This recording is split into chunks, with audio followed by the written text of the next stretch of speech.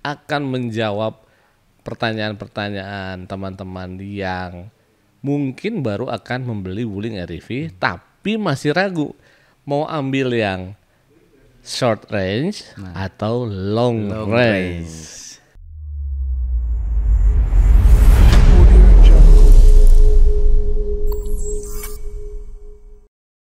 Halo teman-teman Wuling Electric Vehicle Indonesia Community atau komunitas WEVI. Malam ini saya kedatangan tamu spesial yang jauh-jauh datang dari Kota Bogor ya. Kota Bogor. Selamat datang Om Andi. Iya. Om Andi ini merupakan ketua chapter. Ketua chapter Bogor. Jadi kalau teman-teman ada yang berdomisili di Bogor yang mempunyai Wuling REV, kami mengundang ya untuk join di komunitas kami. Nah nanti langsung nih ada Om Andi nih ketemu nih sebagai ketua chapternya. Pokoknya akan sangat rugi kalau nggak ikut ya, karena banyak sekali keuntungan yang bisa didapat di komunitas WEVI. Salah satunya kita bisa sharing sesama user Wuling REV ya Om Andi ya. Terus itu juga banyak diskon ya, diskon banyak. Dari harga-harga spare part, merchandise, aksesoris, belum lagi apalagi event ada. Dan terutama aksesorisnya itu kita benar-benar unik ya. Unik gitu tuh, apalagi mau modif-modif ya. Modif-modif, racunnya banyak lah. Racunnya banyak. Pokoknya, oke, jangan lupa gabung di komunitas WEVI. Bisa kunjungi Instagram kita ya di @komunitasWEVI atau mau tulis komen di sini juga boleh. Nanti kita akan kirim linknya untuk pendaftaran ya. Oke. Nah sekarang saya mau membahas sesuatu nih. Narasumbernya ini Om Andi ini, kenapa saya pilih Om Andi sebagai narasumber? Karena di sini sekaligus akan menjawab pertanyaan-pertanyaan teman-teman yang mungkin baru akan membeli Wuling REV tapi masih ragu mau ambil yang short range atau long range. Kalau mungkin lihat spesifikasi, lihat penjelasan dari dealer mungkin atau lain-lainnya, agaknya kurang lengkap kalau belum mendengarkan user experience langsung dari Om Andi. Betul sebagai sekali. Pengguna SR ya. Pengguna SR. Oke. Jadi bahasan kali ini kita akan fokus di short range Wuling REV bersama Om Andi. Oke, pertanyaan pertama nih ya. Saya juga sempat mengalami hal yang sama gitu. Dulu bingung ya. Mau beli yang SR atau LR, secara perbedaannya hampir 60 atau 70 juta, betul nggak? Kurang lebih. Kurang lebih itu ya. Gitu. Nah sekarang saya pengen tahu deh, berhubung Om Andi kan sudah merealisasikannya tuh. Betul. Kenapa pilih SR ketimbang LR? Tapi alasannya bukan dari segi harganya lebih murah dari yang lain. Nah kalau dari lebih murah itu udah pasti. Ini mengecoh ini. Oke. Karena emang alasan pertama pasti rata-rata gimana dompet ya. Gimana dompet? Oke. Sebenarnya gini, awal muasalnya akhirnya memilih itu yang saya pilih varian SR atau standar range atau short range ya. Short range dengan jarak 200 kilo kurang lebih ya. Kurang lebih 200 kilo, oke. Sebenarnya hanya karena optimalisasi dari kebutuhan. Oke. Ya. Kebutuhan untuk mobilitas pekerjaan atau apa? Mobilitas pekerjaan. Itu sih yang terutama perhitungannya. Kerjanya di mana emang kalau boleh tahu? Oke. Di saya di bidang retail yang mana saya harus mengunjungi beberapa cabang dalam satu hari, memakan BBM yang tinggi. Waduh. Dan berpindah-pindah tempat. Termasuk keluar kota. Tapi ngomong-ngomong kalau BBM-nya tinggi itu dikasih dari kantor apa kantong pribadi nih? Nah, singkat cerita enggak diganti. Itu sudah menjadi tanggung jawab. Oke, berarti banyak sekali nih penghematan yang bisa dilakukan ya. Betul. Oke. Betul. Next. Nah, berpindah-pindah tempat, memakan konsumsi BBM tinggi, jadi perhitungan saya lalu ngecak dulu dari Google Maps nih. Iya. Ngecak dulu nih perhitungan harian. Iya. Nggak pernah tuh saya lebih dari 200 kilo ya. Apalagi terus terang niatan tinggi tapi informasi kurang. Saya yakin teman-teman juga ada yang seperti itu. Niat pengen punya tinggi tapi informasi kurang. Oke. Jadi ya kembali lagi atas dasar dompet. Nah, jadi menentukan di situ ketemu atas kebutuhan dan ya saya menyebutkannya mengoptimalkan lah. Mengoptimalkan. Jadi karena saya tidak pernah berkendara lebih dari 200 kilo, akhirnya saya putuskan untuk mengambil yang optimal saja lah. Sesuai lah, sesuai kebutuhan, sesuai dengan anggaran. Anggaran ya. Oke. Nah, setelah terjadi gitu. Apakah nih, tadi kan Om Andi bilang ngecak, mungkin survei, riset gitu ya. Tidak pernah lebih dari 200 km.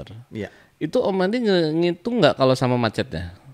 Nah, sebenarnya saya nggak ngitung, tapi justru info yang saya dapatkan, kalau mobil listrik itu makin macet, ya makin hemat aja sih. Oh gitu.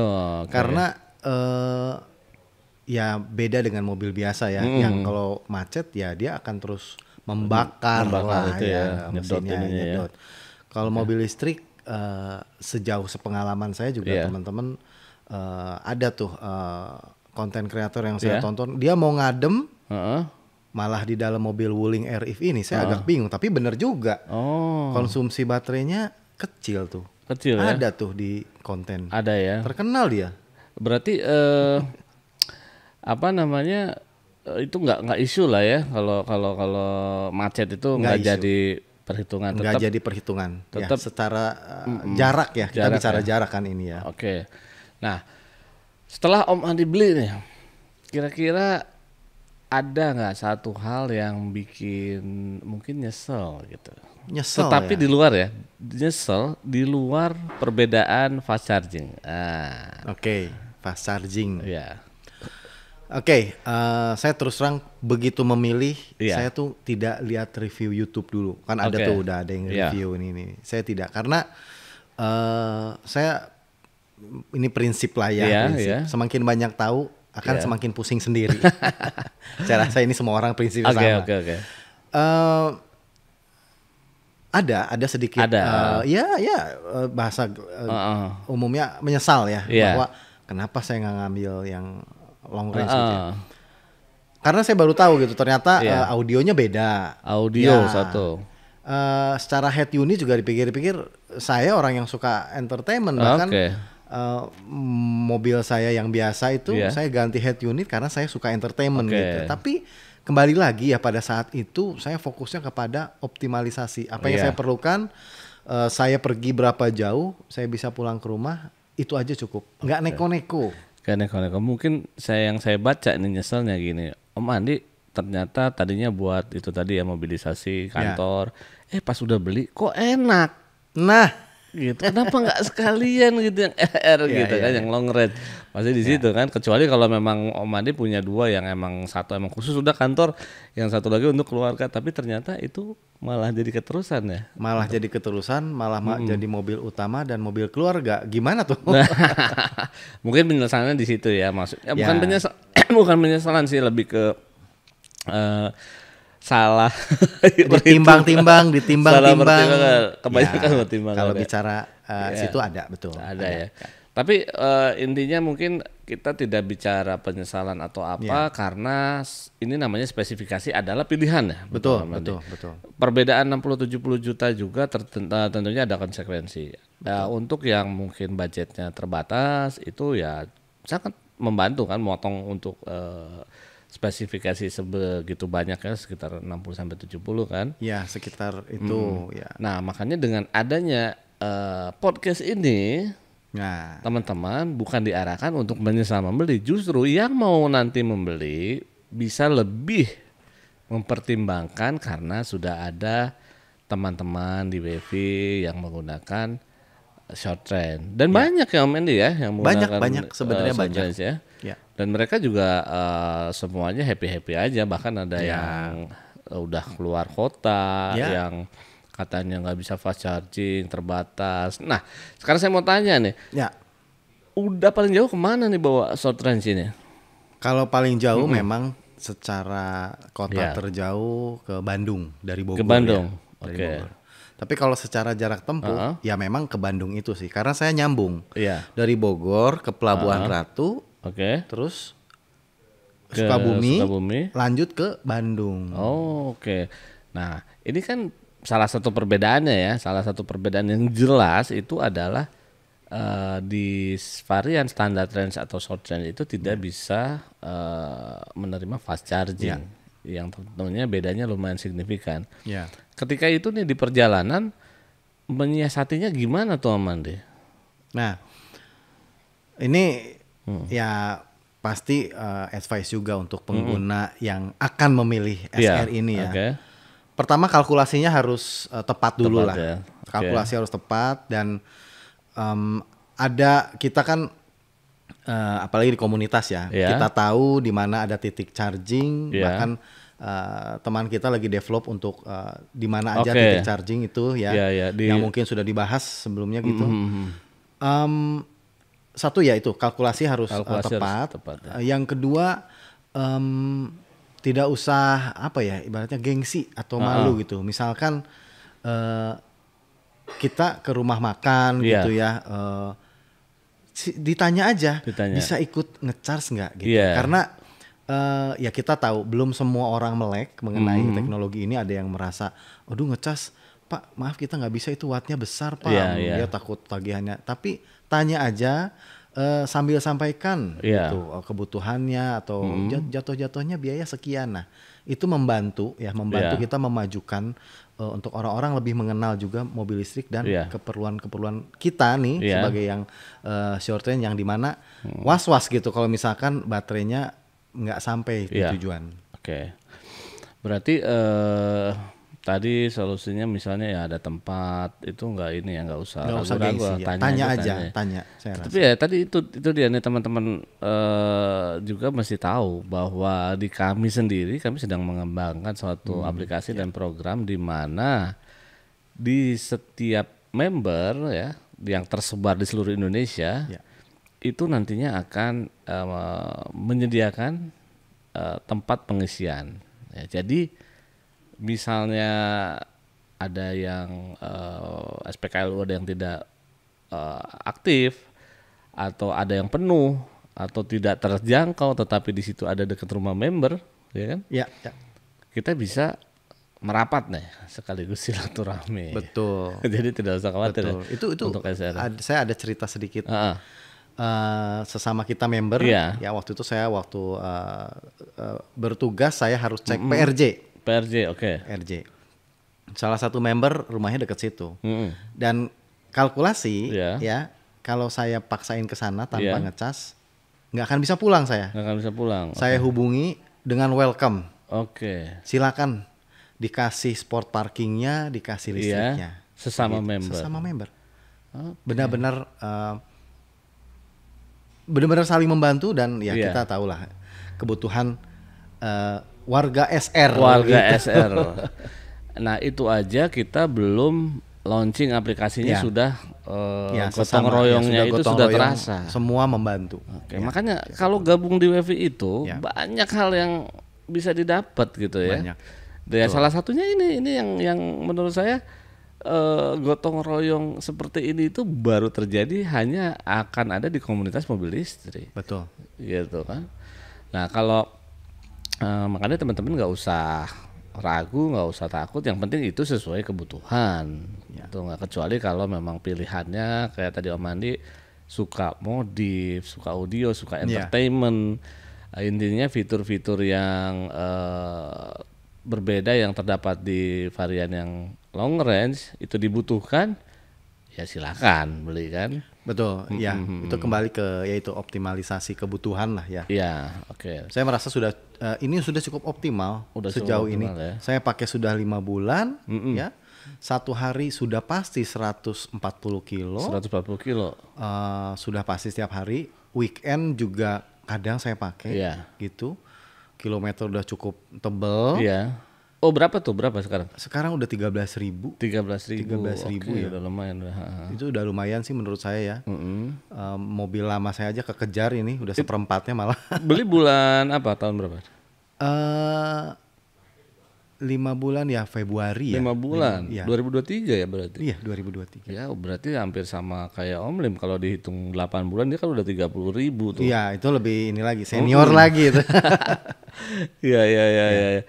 Selama pemakaian ini kan berarti itu istilahnya kalau menurut saya sih 140 kilo per hari istilahnya lumayan tempur juga sih ya. Lumayan tempur. Nah ada perubahan nggak pas awal-awal beli sampai sekarang misalnya nih performa atau ban atau apa gitu yang dirasain di mobil ini? Untuk performa di SR sendiri ya, bicara di SR sendiri ini tidak ada perubahan yang signifikan. Bahkan saya merasa SR ini jauh lebih sedikit masalahnya gitu dibanding teman-teman yang kalau saya baca di grup atau mendengar dari teman-teman tuh masalah A, B harus puring ya, bannya ada yang kemakan. Saya sejauh ini ya puji Tuhan nggak pernah ada masalah seperti itu dan dipakai terus. Tapi harus saya akui setirnya agak miring sih ke kiri sih. Saya rasa hampir semua tuh kalau begitu. Ya berarti original. Nah banyak teman-teman bilang ini kalau setirnya miring ya berarti original gitu. Ya. Gitu. Tapi mungkin kali ini ya karena kelistrikannya nggak sebanyak yang long range kali ya. Si komponen-komponen yang menggunakan elektrisasi kayak misalnya rem. Ya betul. Kita kan masih rem tangan manual. Kunci pun gitu kan. Kunci ya manual. Head unit juga kan hanya simple aja ya, bisa pasang Bluetooth lagu dan lain-lainnya. Terus mungkin ukuran berat baterainya dia lebih ringan ya dibanding dengan long range yang bawa baterai lebih berat pasti kan. Baterai lebih ringan. Itu yang kayaknya sih dirasa lebih stabil mungkin atau gimana? Bisa ya, saya rasa seperti itu. Ya secara logika baterainya pasti lebih kecil. Melesatnya lebih lincah lah menurut saya juga ya.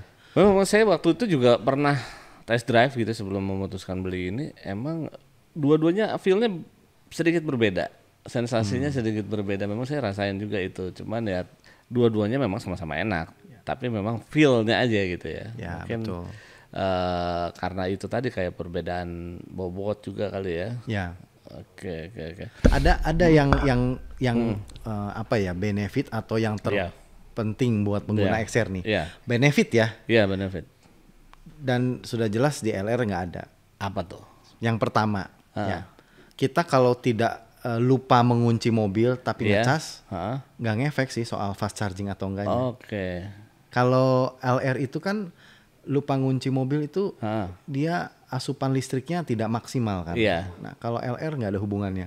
Nggak ada hubungannya. Jadi nggak akan nyedot aki gitu ya. Nggak akan jedot aki sudah pasti. Asupan listriknya ya segitu aja. Nggak ngaruh ya. Nggak ngaruh. Karena kuncinya manual. Kuncinya ya remote tapi ya hitungannya manual lah, bukan yang auto. Kalau kita menjauh nanti kunci sendiri. Terus kalau LR kan ada tombol ya di bawahnya untuk on off. Kalau untuk SR tidak ada. Jadi ya itu begitu dikunci ya semua otomatis sudah mati aja. Gitu.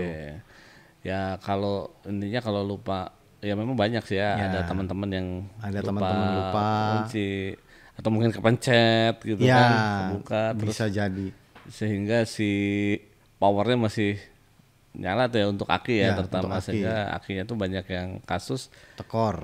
Ya.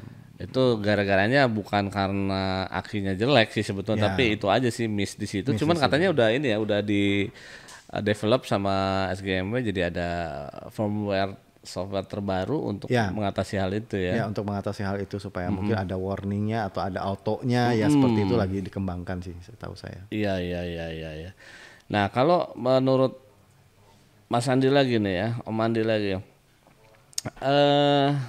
tadi kan kelebihan SR yang benefit ya.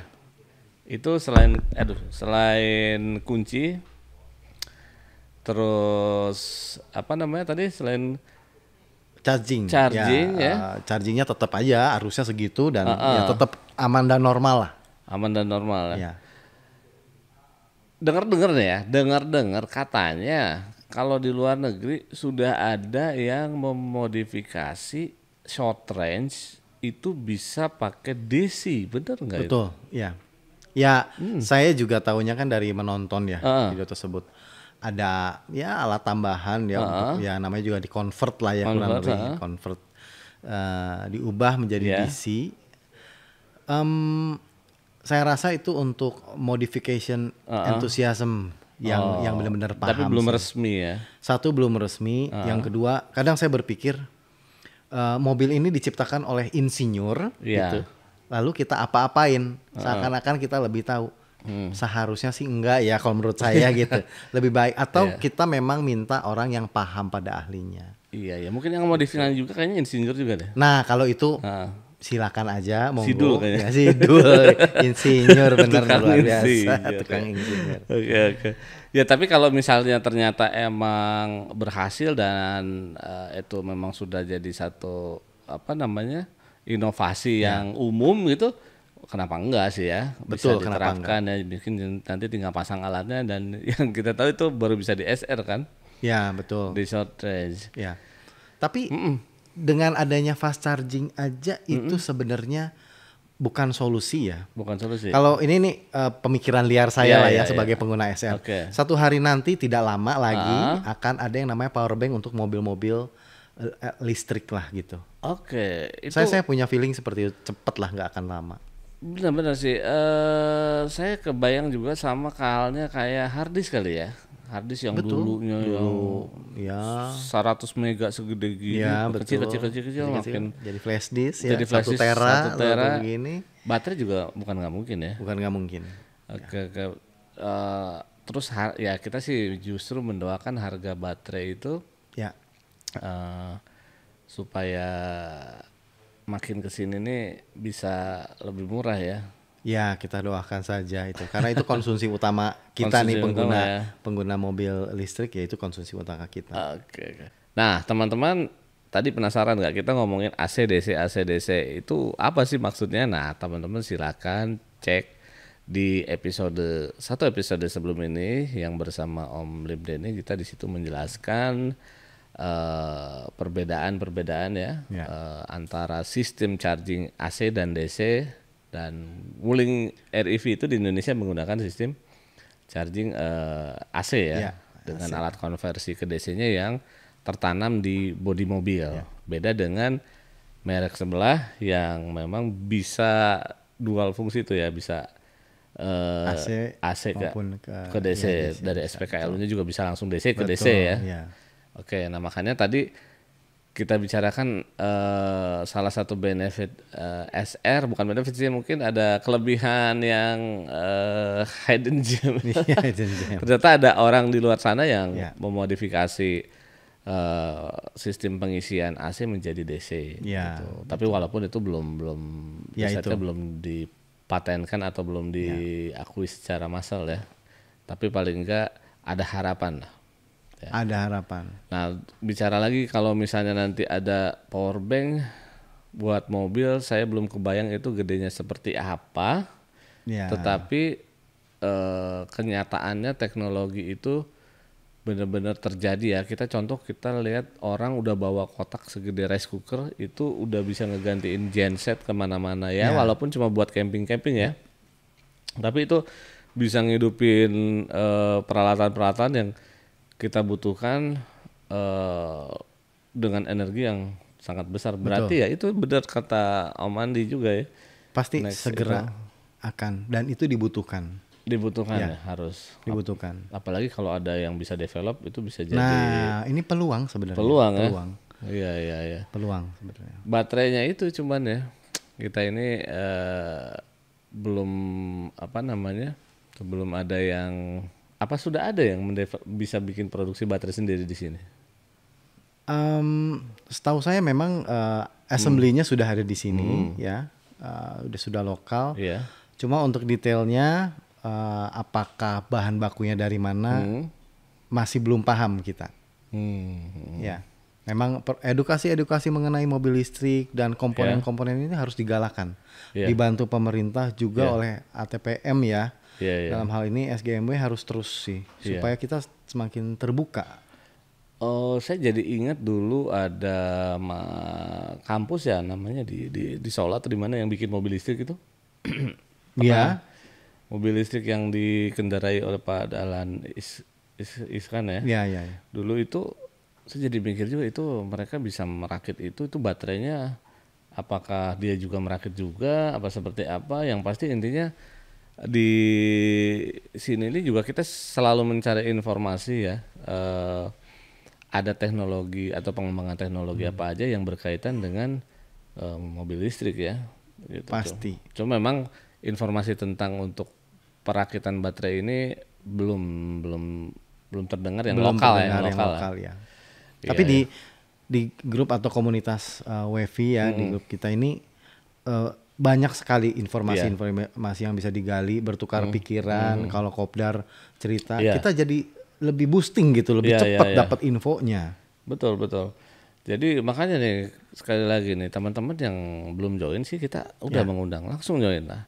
Banyak bahasan. Betul. Wah kalau di Kopdar itu masalahnya teman saya jamin membahas sesuatu yang belum pernah dibahas sebelumnya di komunitas Marahma. Karena mobilnya sendiri udah beda gitu. Iya kan. Gak cuma sekedar ngomongin modifikasi aja gitu. Banyak hal selain itu juga. Selain banyak hal atau teknis yang kita bisa diskusikan, satu lagi yang menarik adalah banyak event. Banyak event ini ya luar biasa sih menurut saya. Biasa ya. Kita didukung dan ya disupport dari segala lini.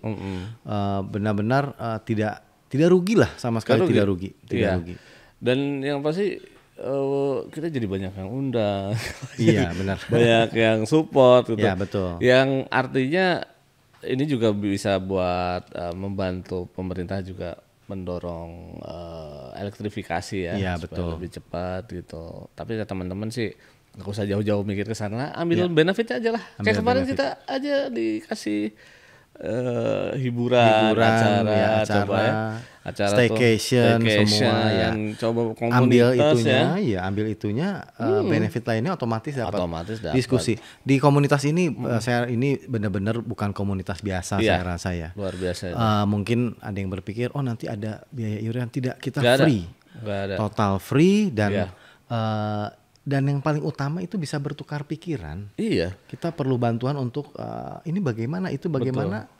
Sama sekali. Bahkan kalau saya pikir-pikir bukannya masalah, malah duit kita nambah.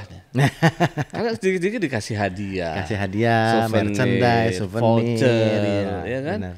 Coba lama-lama balik modal kita deh. Iya, artinya